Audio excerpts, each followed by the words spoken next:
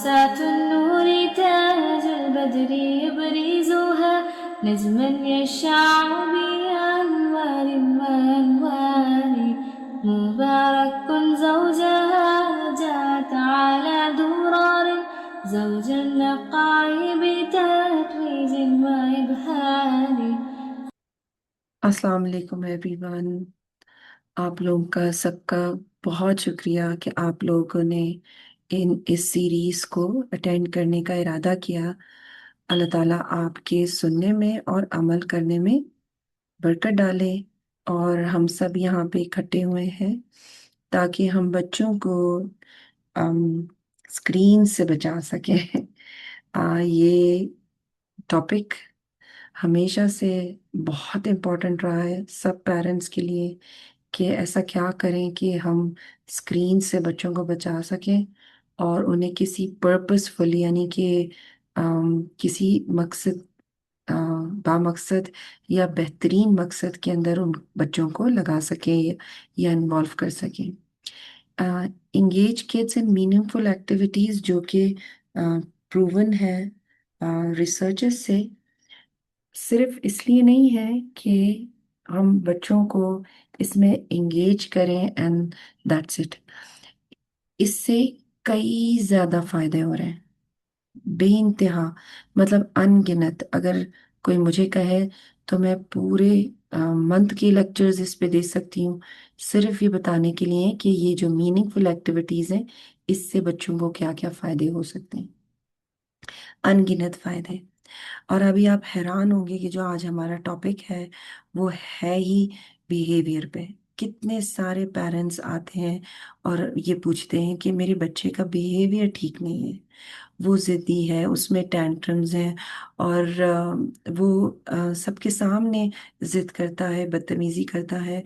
तो वो सारी चीज़ें, उसके अंदर जो एग्रेशन है, उसमें जो फ्रस्ट्रेशन है, इन सारी चीज़ों को काम करने के लिए इनका बेस्ट वे ये है कि आप इनके सेंसिटिव पीरियड्स को समझने की कोशिश करें और इस इनके अंदर जो सलाहियतें अल्लाह ताला ने डाली हुई हैं उन्हें समझने की कोशिश करें और इस वक्त को ख़ास तौर पे इस्तेमाल करने की कोशिश करें।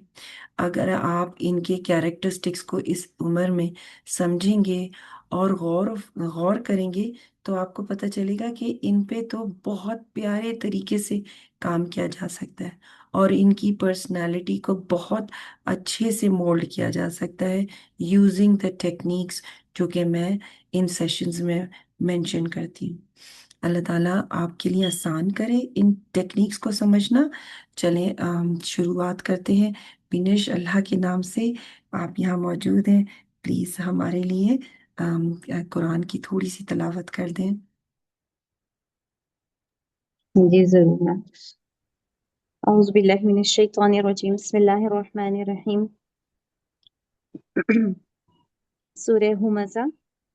अऊज़ु बिल्लाहि मिनश शैतानिर रजीम, बिस्मिल्लाहिर रहमानिर रहीम।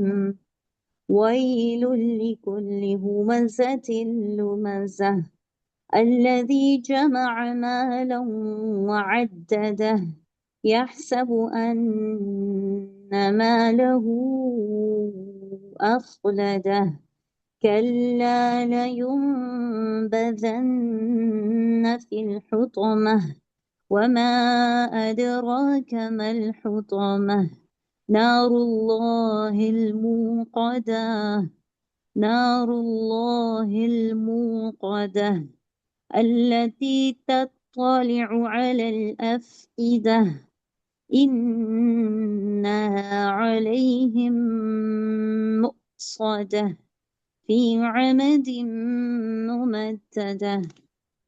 तर्जुमा। अल्लाह के नाम से जो बेइंतहा मेहरबान और रहम फरमाने वाला है।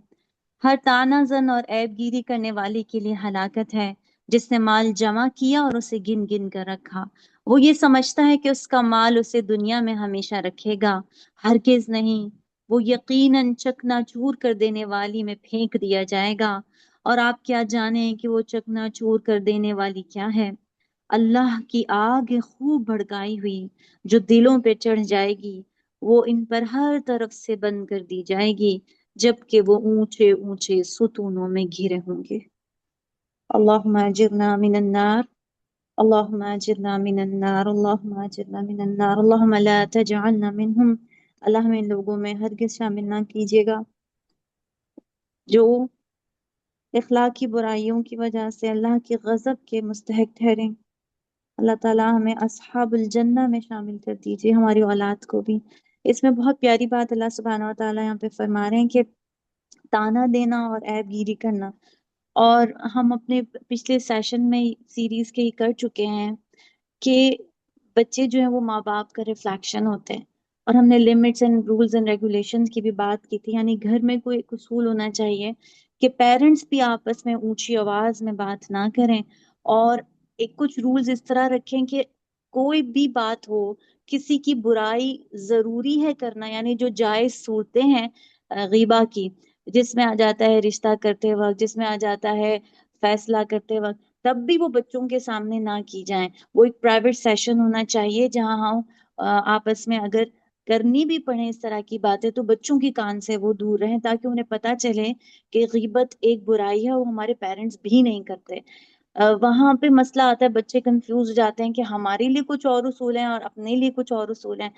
तो अल्लाह के लिए ना, बच्चों के लिए नहीं, अल्लाह के लिए अपने आप को दुरुस्त कर लें, ताकि हमारे लिए जन्नत की राहें आसान हो जाए। Over to you ma'am. आमीन। जज़ाकल्लाह बिनाश, thank you so much connection बनाने का। चलिए शुरू करते हैं। बिस्मिल्लाहिर्रहमानिर्रहीम। In the name of Allah, the most gracious, the most merciful. रब इशरह ली सदरी व यस्सिर ली अमरी वहलुल उक़दतम मिन लिसानी यफ़क़हू क़ौली। My Lord, expand for me my breast and ease for me my task, and untie the knot from my tongue that they may understand my speech. Allahumma ja'al amali kullahu soliha waj'alhu liwajhika khalisa wa la taj'al li ahadin fihi shay'a. O Allah, make all my deeds righteous and make them sincere to attain your countenance, and do not make anything of it for anyone. हमने previous sessions में 5 areas of practical life पे बातचीत करी, और मैंने आपको elementary exercises के बारे में बताया। ये बहुत प्यारी पोरिंग, ट्रांसफरिंग और कैरिंग एक्सरसाइजेज हैं, जिसमें आपने देखा ये बच्ची ने मैट रोल किया है। Rolling and unrolling mat is one of them. ये जो आपको बोल में बीट्स नज़र आ रहे हैं, ट्रांसफरिंग बीट्स और बीन्स भी इज वन ऑफ देम। ये एक्सरसाइजेज में अगर आप बच्चों को बिजी करते हैं तो आप देखें वो उसमें काफ़ी टाइम गुजार देते हैं, और उससे काफ़ी आप इनके अंदर स्किल्स डेवलप हो रही हैं। जैसे कि इनका मैथमेटिकल माइंड प्रैक्टिस में आ रहा है। अब आप सोचेंगे कि मैथ्स कहाँ से आ गया, तो बिल्कुल इनका माइंड आप यूज़ करते हैं इस तरीके से कि वो कैलकुलेट कर रहा है। आप मुझे बताएं, मैथ्स में आप क्या करते हैं? नंबर्स कैलकुलेशन करते हैं। यहाँ इस एक्सरसाइजेस के थ्रू वो मूवमेंट्स कैलकुलेट करते हैं, क्वांटिटी कैलकुलेट करते हैं, साइज कैलकुलेट करते हैं, वेट कैलकुलेट करते हैं, और स्लोली एंड ग्रेजुअली वो इंडिपेंडेंट भी हो रहे हैं। वो ये सब क्यों करते हैं? अब आप बहुत हैरान होंगे कि मैथ्स, ये बच्चे ट्रांसफरिंग, पोरिंग और सिंपल रोलिंग अनरोलिंग से ये मैथ्स कैसे हो रहा है? वो कैलकुलेट करते हैं, वो जज करते हैं कितना मैट खोलूंगा तो मैं खड़ा हो सकता हूँ, कितना स्पून ऊपर करूंगा तो मैं उसको ट्रांसफर कर सकता हूँ, कितना टर्न करूंगा जग को तो वाटर पोर हो जाएगा। तो ये सारी कैलकुलेशन और जजमेंट वो अपने माइंड को यूज कर रहा है। वेरेज आप अगर उसको नॉर्मल गाड़ी या कोई और चीजें देते हैं जिसका कोई पर्पस नहीं है, जिसमें कोई पर्पस नहीं है, वो क्या करेगा? वो हिटिंग करेगा, बैंगिंग करेगा, फैलाएगा चीजों को, बॉक्स में भरेगा नहीं भरेगा, क्योंकि उसको आपने एक ऐसी एक्टिविटी दे दी जिसका ना कोई स्टार्ट है और ना कोई एंड। जैसे बच्चे जब खिलौने बहुत सारे बिखेर देते हैं कमरे में, तो उसको उठाना और रखना इजी नहीं होता बच्चों के लिए, एक ना खत्म होने वाली एक्टिविटी लगती है। वेर इज पोरिंग, अगर आप दो छोटे से बोल में राइस को या बीन्स को रख के ट्रे में स्पून के साथ बच्चे को दे देते, तो वो एक स्टार्ट है उसमें और एक खत्म है। अब आप मुझे बताएं, क्या जब आप बच्चे को सम कराते हैं मैथ्स का, उसका स्टार्ट होता है, उसका एंड होता है? इसी तरह इस एक्टिविटी का स्टार्ट है और एक एंड है। जब बच्चा ये राइटिंग वर्क में करने के लिए जाता है, स्टोरी राइटिंग में, तो स्टोरी का स्टार्ट होता है और स्टोरी का एंड होता है। अब आपको समझ में आ रही होंगी मेरी बातें कि कैसे इनडायरेक्टली ये राइटिंग एक्टिविटीज को भी सपोर्ट कर रही है। क्योंकि अगर आप इन्हें ना खत्म होने वाली एक्टिविटीज देंगे, तो इनमें सेंस ऑफ अचीवमेंट और कॉन्फिडेंस भी डेवलप नहीं होगा।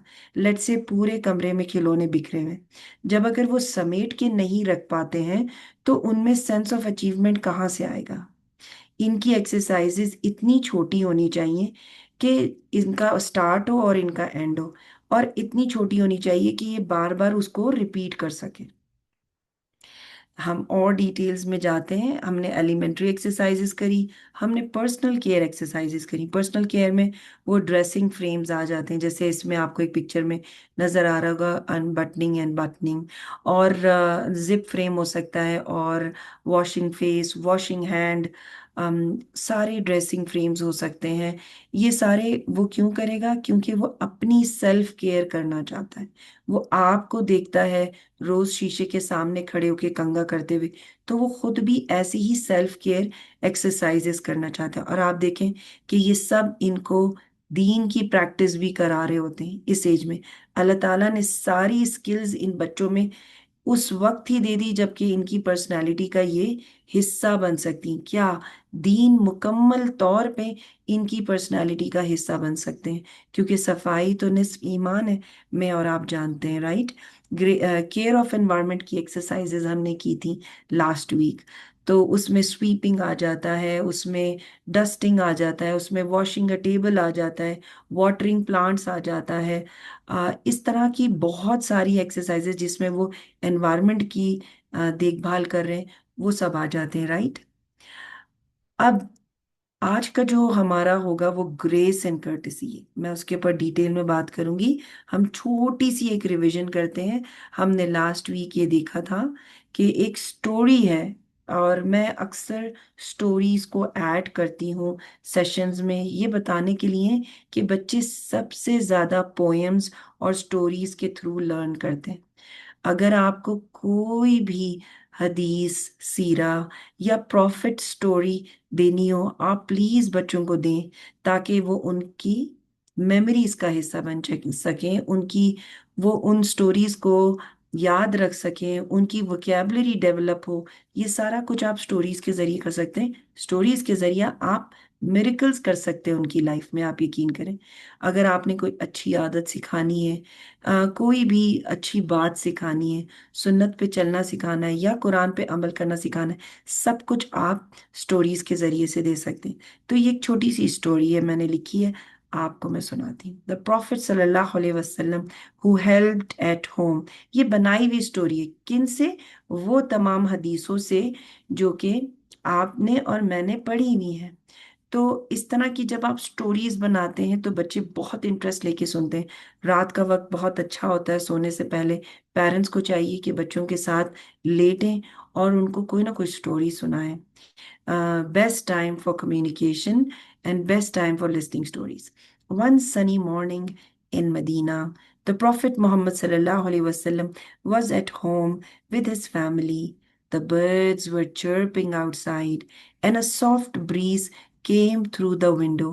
ये देखें, ये इसके अंदर साइट सीइंग थोड़ा सा ऐड किया, क्योंकि बच्चे इंटरेस्ट लेते हैं ऐसी बातों में ना, कि अच्छा चिड़िया क्या कर रही थी, चहचहा रही थी। अब कोई भी मॉर्निंग हो सकती है ना, उस टाइम की मदीने में कोई भी मॉर्निंग हो सकती है, लेकिन उसको वेदर के साथ ये सारी उसको फीलिंग्स आती हैं, किस तरह की, कि वो फील कर सकता है बच्चा और अपने आप को उस स्टोरी का हिस्सा समझने लगता है।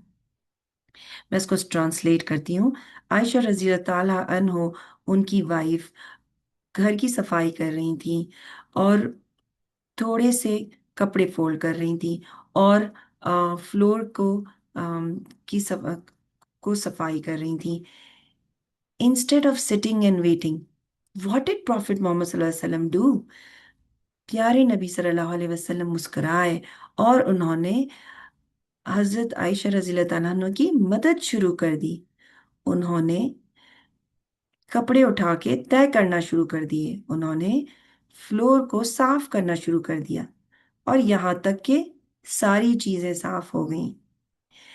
वो, आपको हैरत होगी, वो अपने कपड़े भी सीते थे जो कि फट जाते थे, और वो अब छोटे छोटे घर के काम भी कराते थे। और जब अजान का वक्त होता था तो वो कोई भी काम को छोड़कर ये कहते थे, अब मेरा अल्लाह से मुलाकात का वक्त है, और वो मस्जिद जाते थे नमाज के लिए। आयशा रज़ियल्लाहु ताला अन्हो हमेशा प्यारे नबी सल्लल्लाहु अलैहि वसल्लम की इस काइंडनेस को याद रखती थी, क्योंकि वो उनकी मदद करते थे घर के कामों में।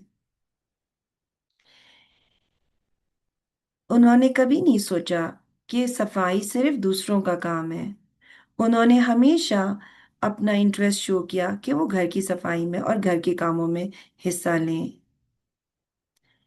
Helping your family is a part of being a good Muslim. हम सबको घर के कामों में हिस्सा लेना चाहिए, अगर हम समझते हैं कि हम एक अच्छे मुसलमान हैं। क्या सबक सीखा आज की स्टोरी से? Keeping your home keeps makes Allah happy.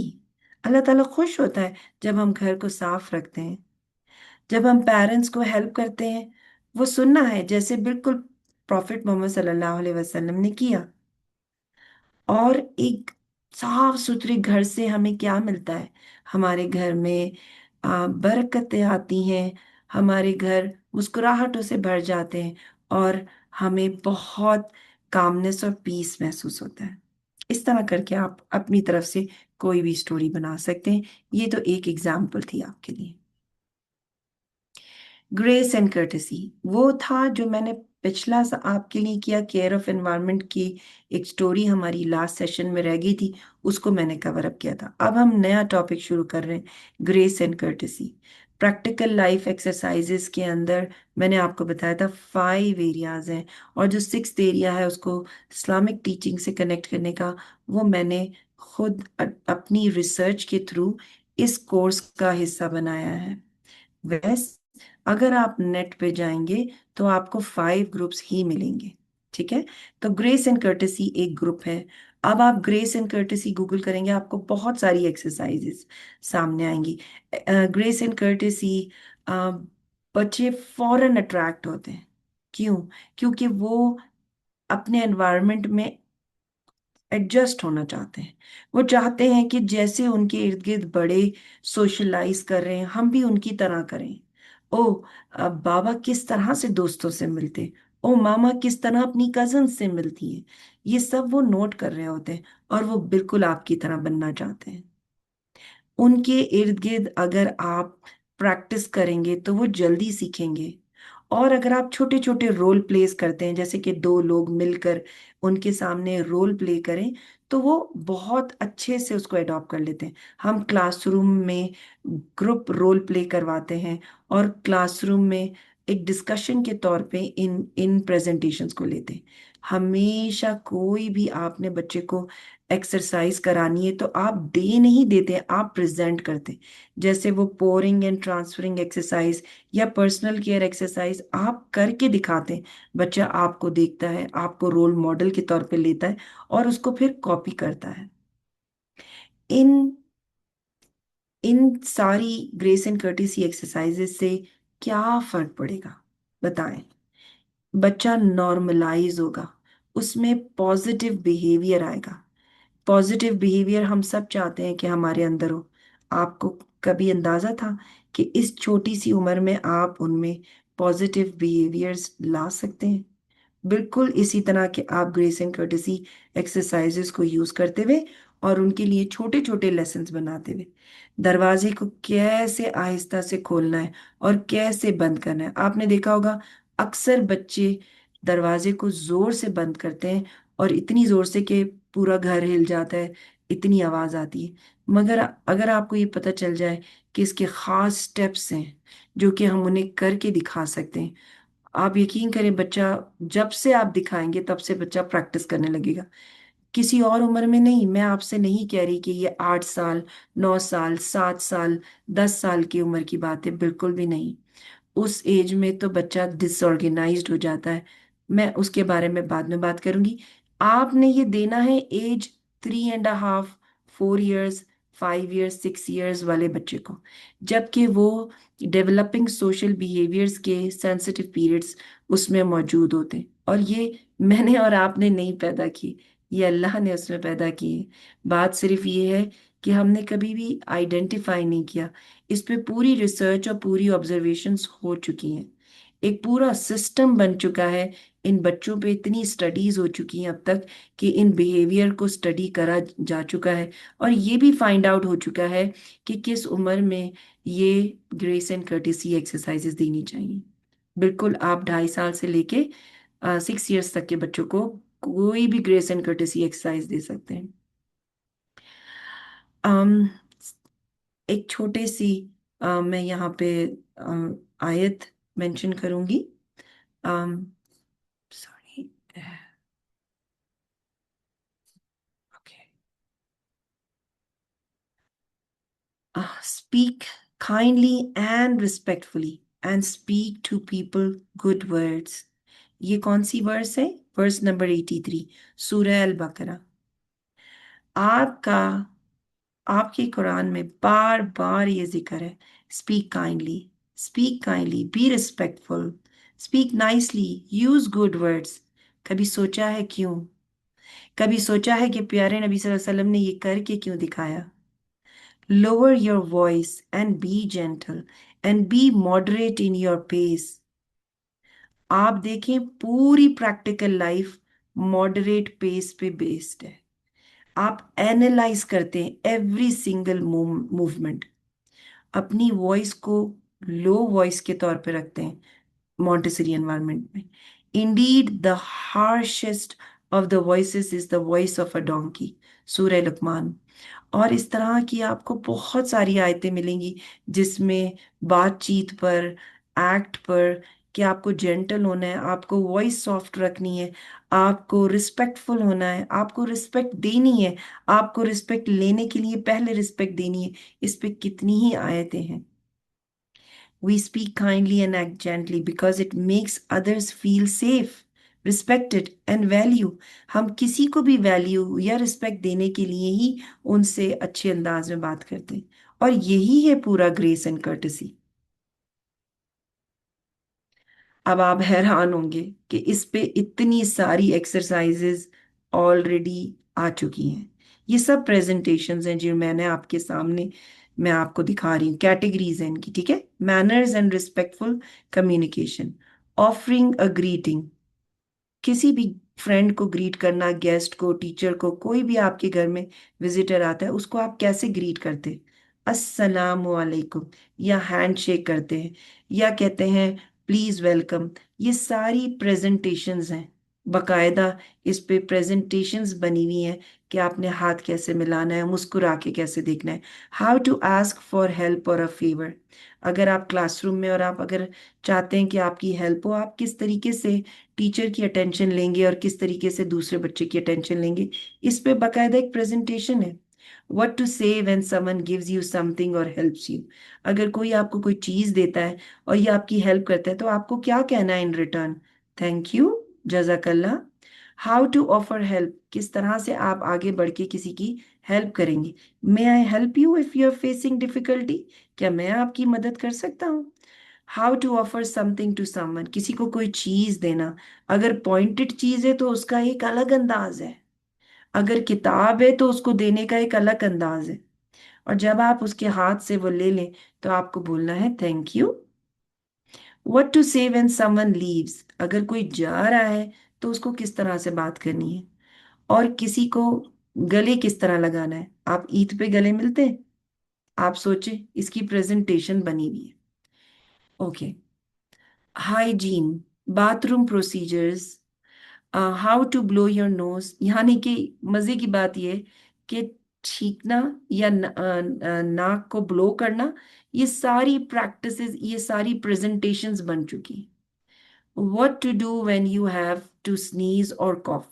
How to offer a tissue paper? किसी को टिश्यू पेपर कैसे देना है, इसकी एक प्रेजेंटेशन बन चुकी है। एक बड़ा प्यारा वाकया है, मैं आपसे मॉन्टेसरी के दौर का वाकया शेयर करती हूँ। डॉक्टर मारिया मॉन्टेसरी, जिसने ये मॉन्टेसरी मेथड इन्वेंट किया है, उसने अपने दौर में देखा कि एक पेरेंट ने एक बच्चे को रुमाल सेफ्टी पिन से ड्रेस पे लगा दिया, क्योंकि उस बच्चे को नजला बहुत था और वो क्लासरूम में आया था। तो जब वो सेफ्टी पिन से रुमाल के साथ आया तो क्लासरूम में, तो वो बहुत हैरान हुई कि ये क्या तरीका है कि पेरेंट्स ने नुमाइश बना दी सबके सामने। उसकी इज्जत को कितना फर्क पड़ेगा कि सारे दुनिया देखेगी कि क्योंकि वो अपने टिश्यू पेपर को या नैपकिन को संभाल के नहीं रख सकता, इसलिए माँ बाप ने उसको सेफ्टी पिन लगा के उसके कपड़ों से लगा दिए। इस हद तक वो सेंसिटिविटी को अंडरस्टैंड करती थी, इस हद तक वो बच्चों को अंडरस्टैंड करती थी कि ये उसकी बेइज्जती है कि अगर उसके साथ एक रुमाल को अटैच कर दिया जाए, कि वो सबको दिखा रहे हैं कि उसकी नाक बह रही है और वो ख्याल नहीं रख सकता, तो किसी को हो तो वो रुमाल लेके उसकी नाक साफ कर दे। तो उसने तभी इन्वेंट कर लिया एक तरीका कि मैं कैसे बच्चे की इज्जत नफ्स का ख्याल करूं और उसको तरीका सिखाऊं रुमाल का।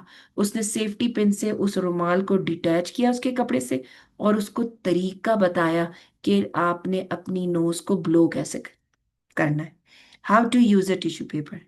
तो ये बात है कि आपने बच्चे की इज्जत नफ्स का कितना ख्याल करना है। आप देखें, ये सेंसिटिविटी है और ये लोगों की अंडरस्टैंडिंग। उसने ऐसे ही नहीं ये सिस्टम डिजाइन किया, इस पे काफी मेहनत की है। How to move in the thoughtful classroom procedures, how to move in the room, कमरे के अंदर किस तरह से मूव करना है, ग्रुप में किस तरीके से बैठना है।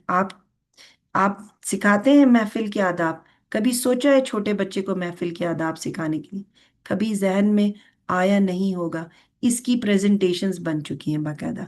How to walk around a mat, कभी उसको सिखाया है कि जानमाज के गिर्द से कैसे गुजरना है, शेल्फ के पीछे से, टेबल के पीछे से, टेबल के साइड से कैसे गुजरना है। इन सब पे प्रेजेंटेशंस बन चुकी हैं। How to find available mat space, जानेमाज की एक प्रॉपर जगह होनी चाहिए, इस तरह मैट्स की एक प्रॉपर जगह क्लासरूम में होनी चाहिए, तो उन्हें रोल करके तरीके से कैसे रखना है। व्हाट टू से if someone is in your way, अगर आपके रास्ते में कोई है तो आप उससे क्या कहेंगे? एक्सक्यूज मी कहेंगे या आप उसे धक्का दे के निकल जाएंगे? ये सब प्रेजेंटेशंस बन चुकी हैं। How to walk around a person, अगर कोई शख्स खड़ा हुआ है तो उसके गेट से आप कैसे जाएंगे? और how to hold a door, अगर कोई अंदर आ रहा है तो आप उसके लिए दरवाजा खोल के कैसे खड़े होंगे? आपने और मैंने कभी सोचा है कि हम अपने बच्चे को दिखाएं कि जब हमारे बड़े घर के अंदर दाखिल होते हैं तो हम घर का दरवाजा खोल के खड़े हुए ताकि वो अंदर आ सके? ये सारे रिस्पेक्टफुल मैनर्स हैं।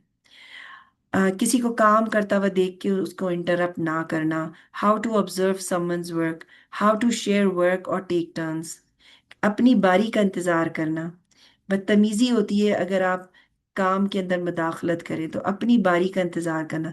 Recognising when someone is concentrating and should not be interrupted.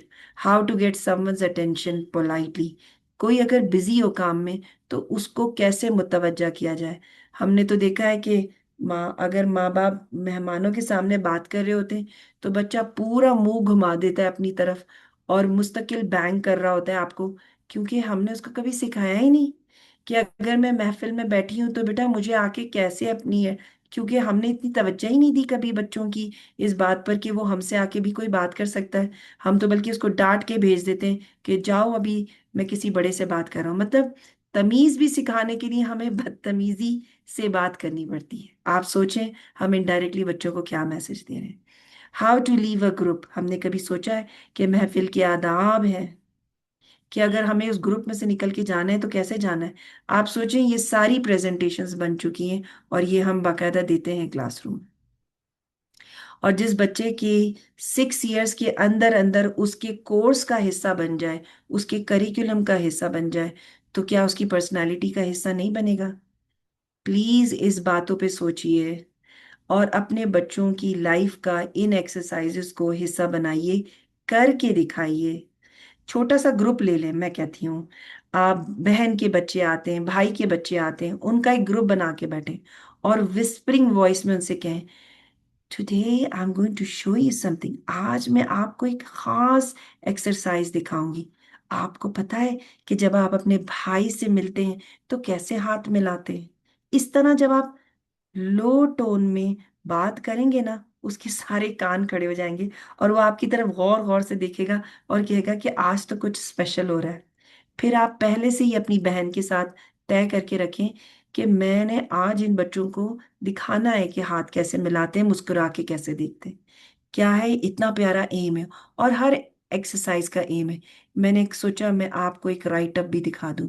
Please जो जो एक्सरसाइजेज मैं आपको बता रही हूँ, आप उन्हें नेट पे गूगल करके देख सकते हैं और चाहें तो अपने अल्फाजों में उसका राइट अप लिख सकते हैं।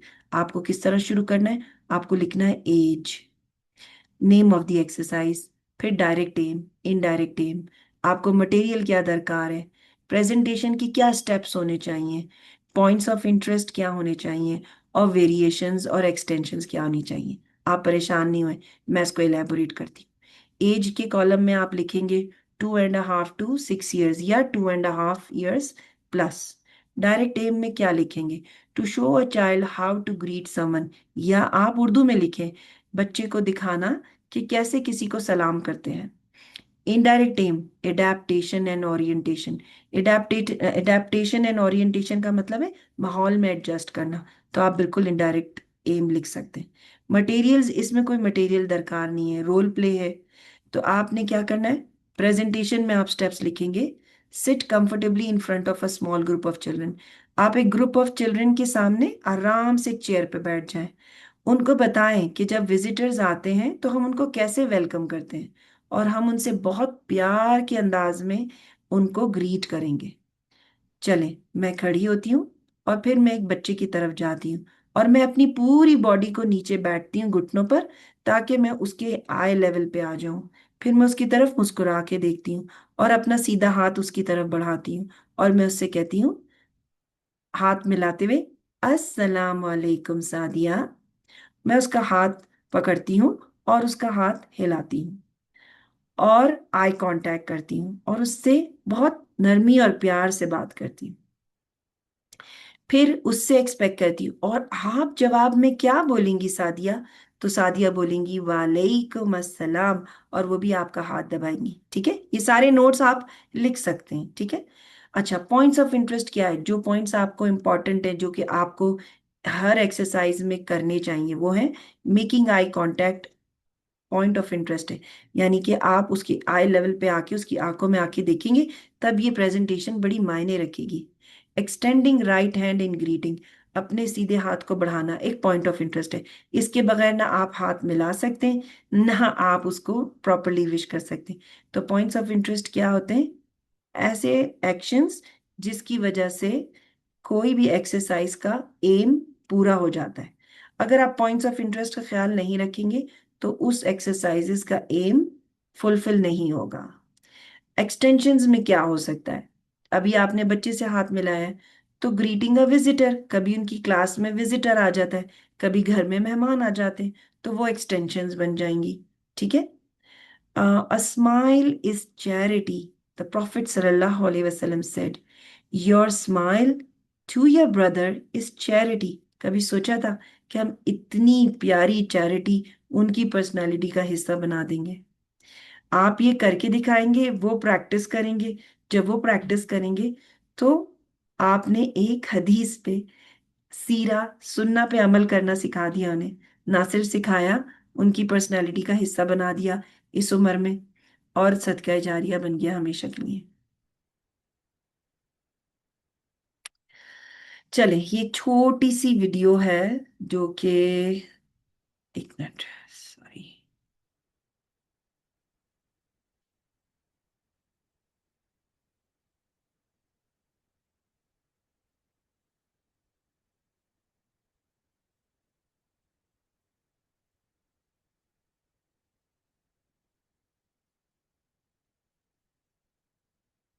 ये ग्रेस एंड कर्टेसी की छोटी सी वीडियो है। इसमें दिखाया है कि कैसे आपने बच्चे की को ग्रुप में बिठाया और आप ग्रेस एंड कर्टेसी की इंस्ट्रक्शंस दे रहे हैं। इस एक्सरसाइज में खास तौर पे ये प्रेजेंटेशन इस पे है कि अगर कोई बच्चा काम कर रहा है तो हम कैसे उसको डिस्टर्ब किए बगैर उसको खड़े होके देख सकते हैं। अब ये टीचर बाकायदा दिखा रही है आपको, प्रेजेंटेशन दे रही है इस ग्रुप को, बच्चों को। आप देखें, कोई बच्चा अपनी जगह से नहीं हिल रहा। ये एक दिन का काम नहीं है, ये काफी दिनों की प्रैक्टिस होती है, ठीक है। तो ये ना समझें कि इन्हें किसी ने डांट के डपट के बिठाया, बिल्कुल भी नहीं। ये खुद से अपनी ओन विशन विल के साथ बैठे, बल्कि शौक से देखते हैं। तो पहले उसने प्रेजेंट किया, हाथों को पीछे बांध के, आप कैसे देखेंगे किसी को काम करते हुए। फिर उसने एक एक करके बच्चे को बुलाया कि अब आप दिखाओ, आपकी बारी है।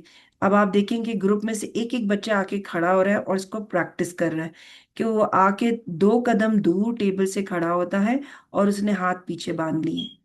वो हर बच्चे को मौका देगी कि आप आओ और आप आके देखो कि आप कैसे खड़े होगे, ताकि वो मेक श्योर करे कि हाँ ये बच्चे प्रैक्टिस भी करें। और बच्चे बहुत एहतियात से छोटे छोटे कदम लेके और सॉफ्टली चलते हैं, क्योंकि ये टीचर ने उसे करके दिखाया। देखें, हर बच्चे को उसने ये प्रैक्टिस करके दिखाई है। राइट, आप देखें, हर बच्चे ने प्रैक्टिस किया। इस तरह आप भी किसी एक छोटे ग्रुप के साथ ये एक्सरसाइज प्रैक्टिस कर सकते हैं।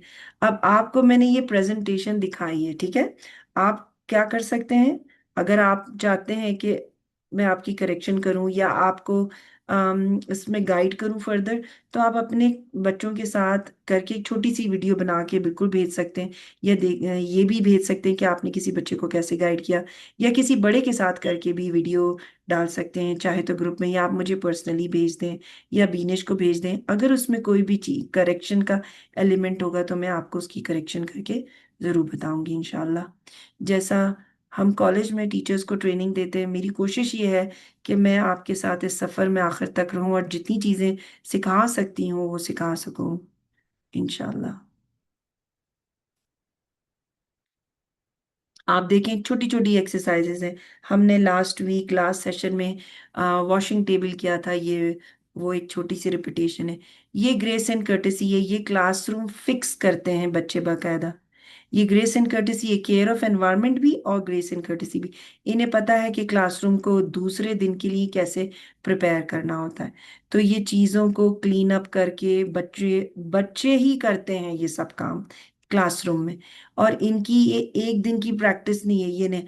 अब आप मुझे बताएं, बच्चे वहाँ स्कूल में रहते हैं सुबह 7 बजे से शाम 5 बजे तक। जो बच्चा सुबह 7 बजे से शाम 5 बजे तक यही काम कर रहा है, तो वो अपनी पर्सनैलिटी का हिस्सा बना रहा है। मेरे और आपके समझने की बातें हैं ये, कि ये बच्चे मोबाइल में नहीं लगे हुए, ये डिवाइसेस में नहीं लगे हुए, इन पे बड़ी एफर्ट की जा रही है।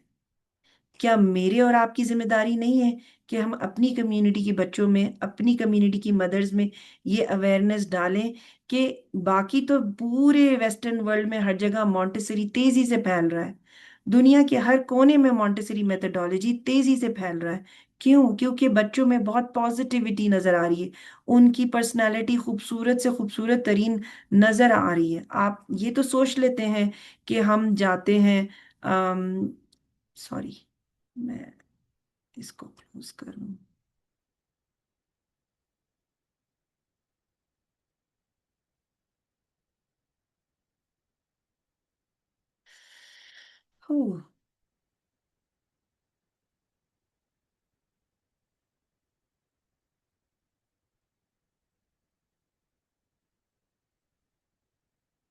Okay, now edit. Okay. This is tricky. Let me go back.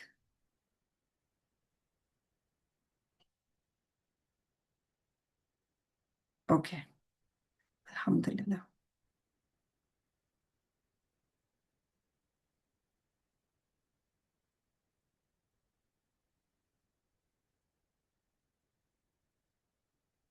All right.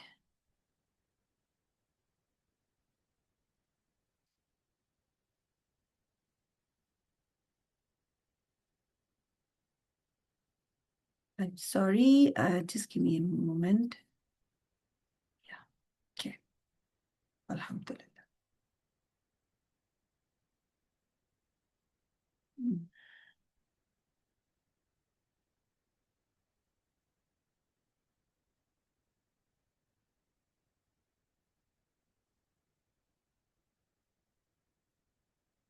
Okay, हमने अभी क्या था, standing at a distance, right?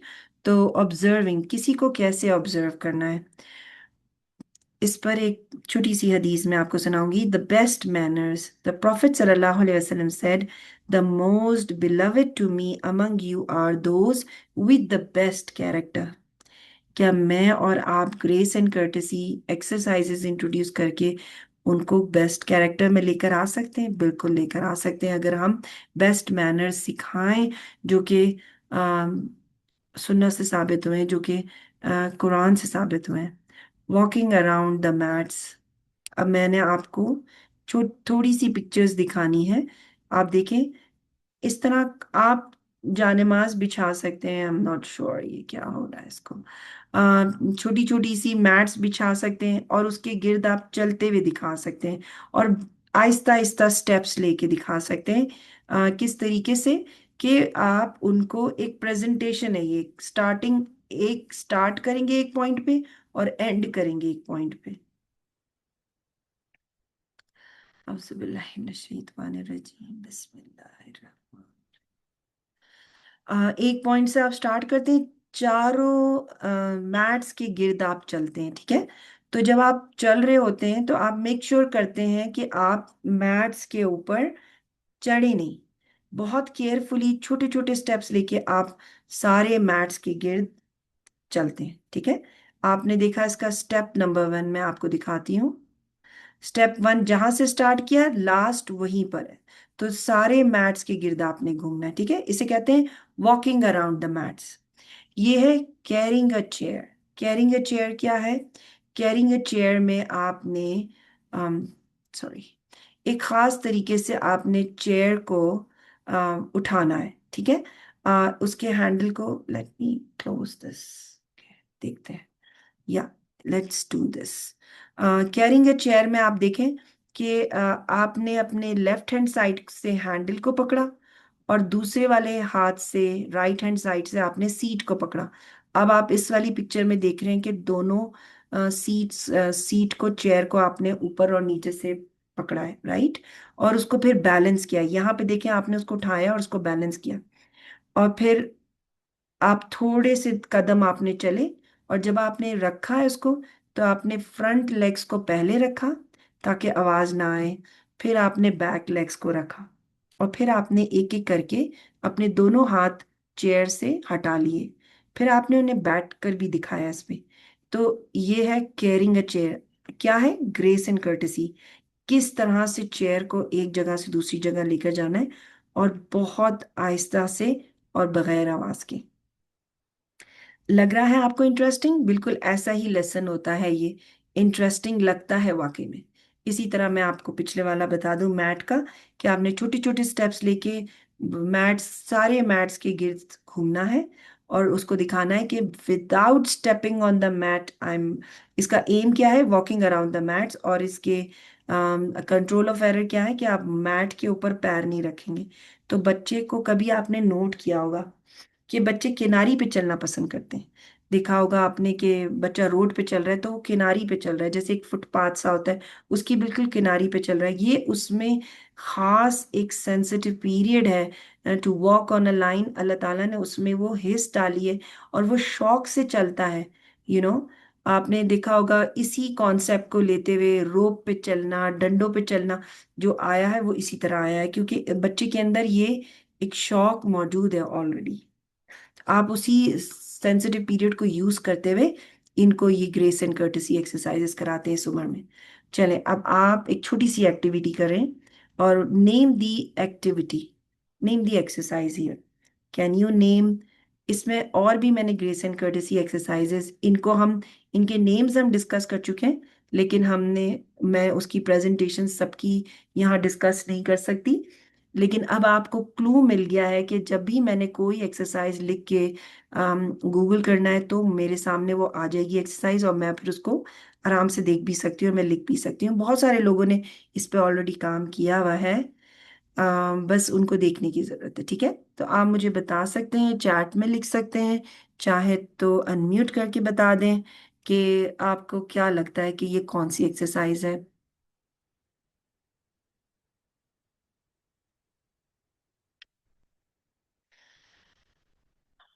Books को बहुत केयरफुली रखना पड़ता है, तो इसमें एक एक्सरसाइज है जिसमें आप बुक की केयर कर रहे हैं, राइट? इस तरह मैं आपको हिंट्स दे सकती हूँ, स्टैंडिंग इन अ क्यू। इस तरह आप जो भी नाम आपके जहन में आते हैं एक्सरसाइज पिक्चर्स को देखते हुए, तो प्लीज जरूर शेयर करें। लिसनिंग टू अ स्टोरी बिल्कुल हो सकता है नायला, बिल्कुल ठीक कहा आपने। लिसनिंग टू अ स्टोरी हो सकता है, और sitting in a circle, right? दोनों चीजें, क्योंकि आप स्टोरी सुनते हुए आप how to sit in a circle.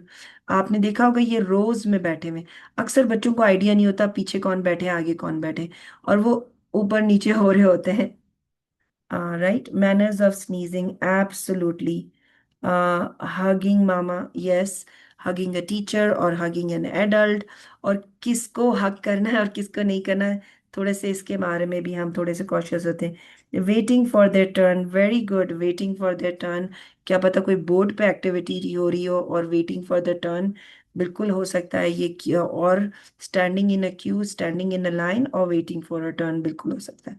और जो हैंड रेजिंग वाली है वो भी एक मैनर्स है, etiquettes of classroom, raising hand, absolutely. बहुत जबरदस्त आप लोगों ने। Raising their hands to ask questions, absolutely. Taking turns to ask questions हो सकता है, और turning pages of a book है, ठीक है?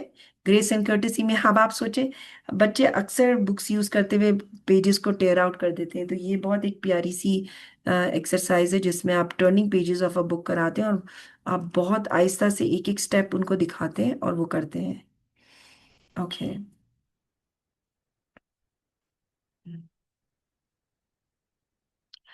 हम हमेशा एडल्ट पे भी थोड़ा सा उनकी ग्रूमिंग पे भी काम करते हैं, तो जहाँ हम टॉपिक्स बच्चों के लिए रखते हैं वहाँ हम एडल्ट्स के लिए भी टॉपिक्स रखते हैं, ट्रेनिंग का हिस्सा बनाते हैं।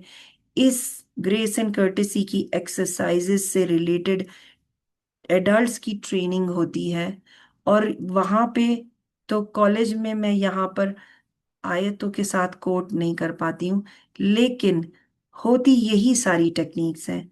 मगर मुझे अल्लाह का शुक्र है कि कोई ना कोई वर्स मिल जाती है कुरान से जो कि मैं रिलेट कर सकती हूँ, और ये टेक्निक्स जो वो यहाँ एडल्ट्स को सिखाते हैं एज अ टीचर या एज अ पेरेंट, वही मैं आपको इसमें डिस्कस करूंगी, और आप हैरान होंगे कि ये उनकी ट्रेनिंग का हिस्सा है। यानी कि किसी भी टीचर्स कॉलेज की ट्रेनिंग में आप जाएंगे तो आपको पता चलेगा कि उन्होंने ये कोर्स का हिस्सा बना दिया है। क्या मैं और आप ये काम कर रहे हैं? क्या मैं और आप अपनी मुस्लिम कम्युनिटी में ये बातें बता रहे हैं कि जो कुरान की टेक्निक्स हैं वो यहाँ टीचर्स ट्रेनिंग का हिस्सा बन चुकी हैं, और हम एज अ लेक्चरर उनको यूज करते हैं? वैलुल लिकुल्ली हुमज़तिल लुमज़ा, वो टू एवरी स्लैंडरर एंड बैकबाइटर। आपने सोचा भी नहीं होगा कि ये एक टेक्निक है। अच्छा, मैं आपको इस पे एक स्टोरी सुनाती हूँ, story of an old man. क्या हुआ था कि दो नेबर्स थे। एक बंदा अपने घर में मूव हुआ था, उसके बराबर में एक पड़ोसी था, एक ओल्ड बाबा जी थे। उन्होंने उस बंदे को समझा नहीं जाना नहीं, उन्होंने कह दिया कि वो जो मेरे बराबर में नया पड़ोसी आया है वो तो एक चोर है। उसकी ये दो तीन बातें फैलते फैलते इतनी फैल गईं कि उसको पुलिस आके ले गई उसके नेबर को। फिर वो बेचारा जेल में भी बंद रहा थोड़े दिन। फिर उसके लिए फैसला हो गया कि साबित नहीं हो सकी चोरी, तो उसे छोड़ तो दिया गया, लेकिन उसका मुकदमा अभी भी चल ही रहा था, उसे कोर्ट में पेशी करनी थी। फिर वो कोर्ट में पेशी के लिए गया, तो उससे पूछा जज ने कि ये शुरुआत कैसे हुई, कैसे फैली ये बात कि आप एक चोर हैं। तो उसने बताया कि मुझे तो सिर्फ इतना पता है कि मेरे पड़ोस में किसी ने ये बात कही थी जो मुझे पता चली मेरे बारे में। तो कहा गया कि उसको बुलाया जाए, तो वो उस ओल्ड आदमी को बुलाया गया और उससे पूछा गया कि आपने क्या ऐसा कहा, आपने देखा कि ये बंदा कोर्ट तक आ गया है। तो कहता है मैंने तो सिर्फ 2-3 जुमले ही बोले थे, मुझे क्या पता था कि इन्हें पुलिस पकड़ के ले जाएगी या बात इतनी फैल जाएगी। तो जज ने कहा अच्छा, आपने जो भी 2-3 जुमले कहे थे आप एक पेपर पे लिखें। और उसने पेपर पे लिखे, फिर उन्होंने उसकी फोटोकॉपीज करवाई बहुत सारी। फिर उन्होंने कहा आप बाहर जाते हुए, मैं अभी इसका फैसला नहीं सुनाऊंगा, आप बाहर जाते हुए ये जितने भी पेपर्स हैं ना, जितने फैला सकते हैं फैला दें और जितने लोगों को दे सकते हैं दे दें, या सिर्फ उड़ा दें हवा में। तो उस बंदे ने ऐसा ही किया, ओल्ड मैन ने, उसने सारे पेपर्स बाहर उड़ा दिए। वो वापस दूसरे दिन सब आए, तो उन्होंने, जज ने कहा आप जाइए और जाके वो पेपर्स दोबारा लेकर आइए जो आपने कल उड़ाए थे। कहता है ये मैं कैसे कर सकता हूँ, मैं कैसे सारे पेपर्स वापस ला सकता हूँ, वो तो पता नहीं कहाँ कहाँ चले गए होंगे और किस किस के पास चले गए होंगे।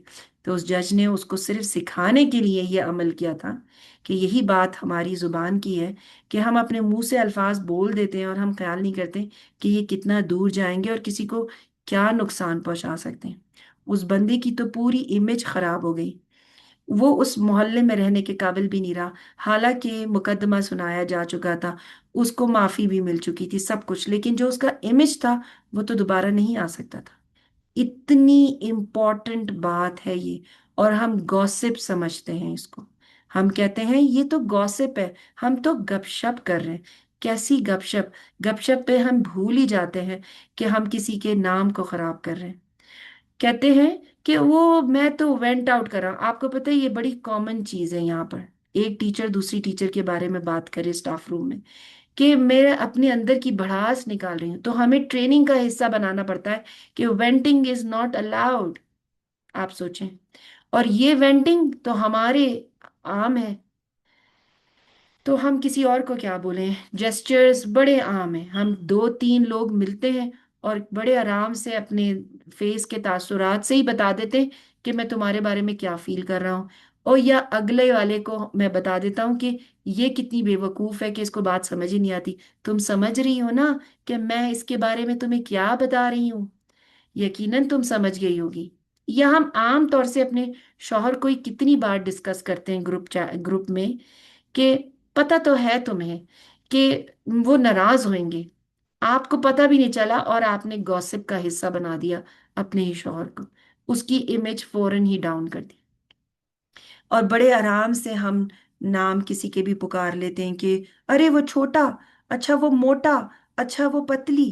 हम आराम से ये बातें कर रहे होते हैं, और यही स्लैंडर है, यही बैक बाइटिंग है।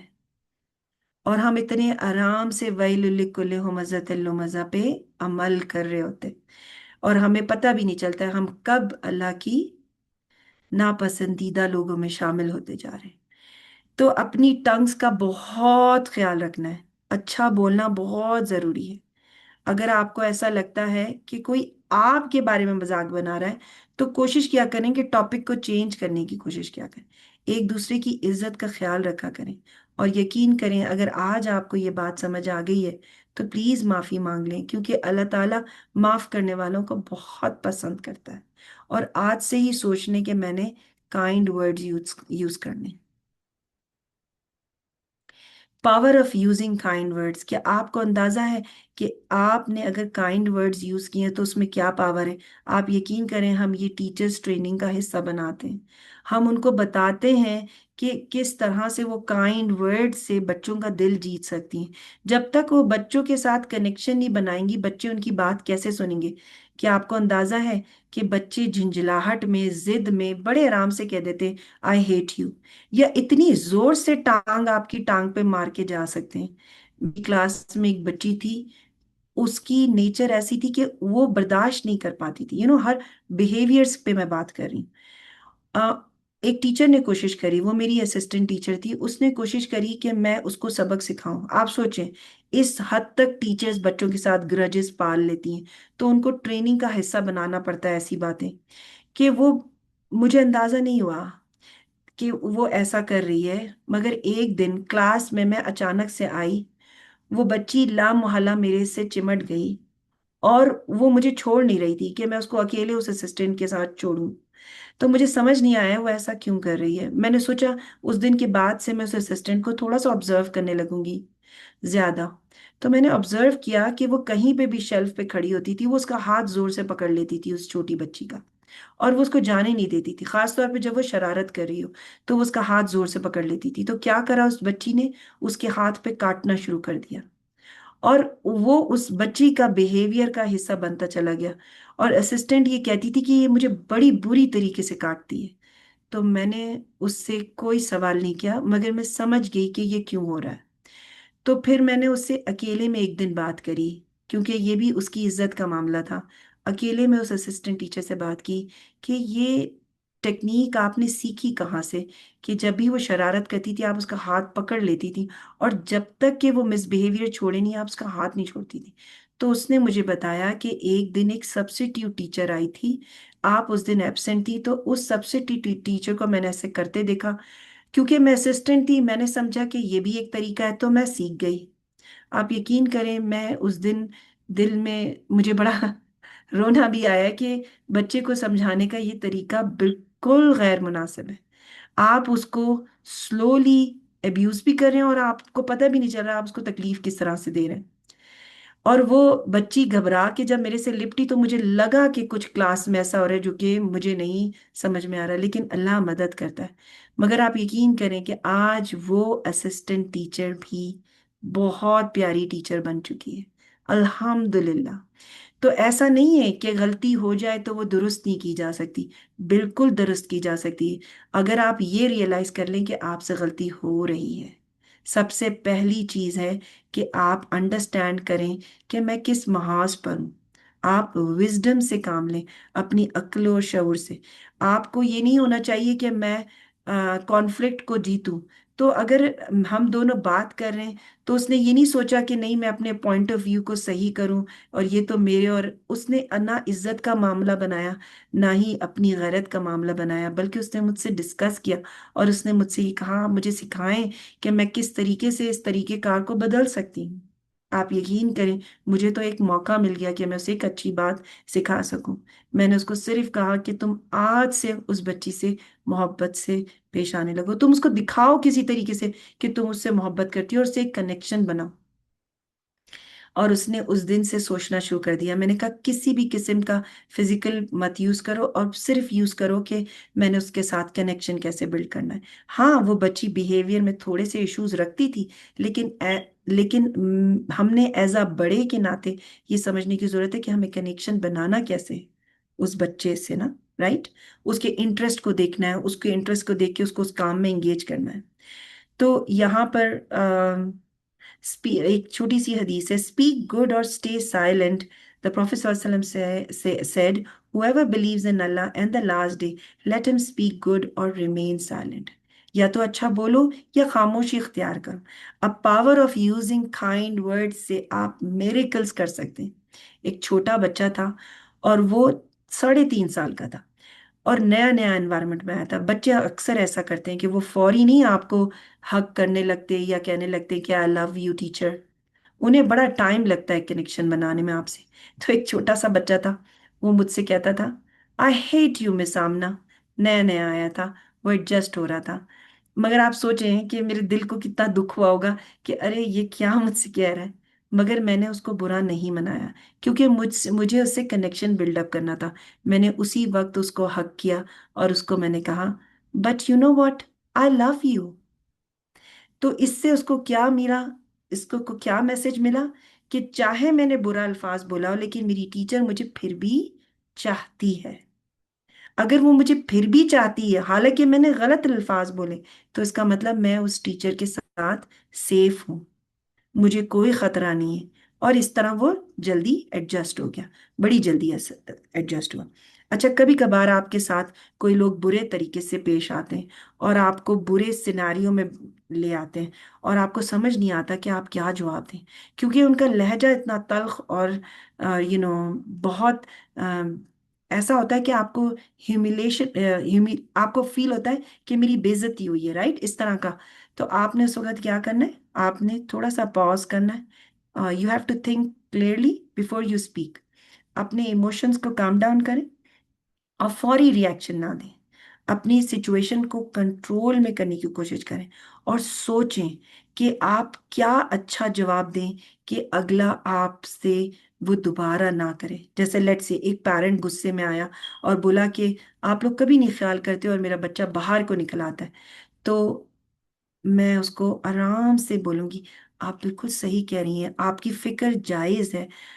हम पूरी कोशिश करते हैं, चले मैं नेक्स्ट टाइम और ज़्यादा कोशिश करूंगी, लेकिन हम भी आपकी तरह इन बच्चों को उतना ही चाहते हैं जितना आप चाहती हैं। बस बात रफा दफा हो गई एंड आपने एक सिचुएशन पे अच्छे से काबू पा लिया।